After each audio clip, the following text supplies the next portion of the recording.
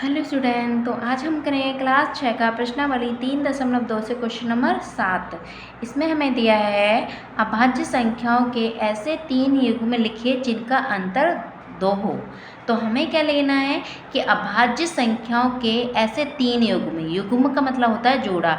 हमें क्या लेना है, 3 जोड़े लेने हैं जिनका क्या हो, अंतर यानी घटाना, माइनस करना। तो घटाने पर क्या आए, 2 आए। ठीक है, तो पहले हम क्या लिख लेते हैं, अपनी अभाज्य संख्या लिख लेते हैं कुछ। तो अभाज्य संख्या तो सबसे पहले क्या होती है, 2, 2 के बाद 3, फिर 5, फिर 7, 7 फिर 11 और फिर 13, 13 के बाद 17 और फिर 19।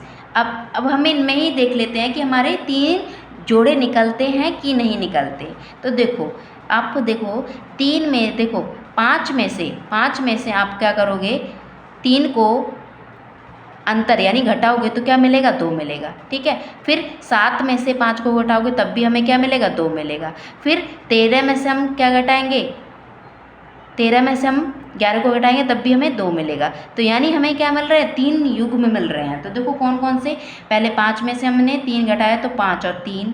ठीक है, दूसरा 7 में से हमने 5 को घटाया तो 7 और 5। ठीक है, ये हो गए 2।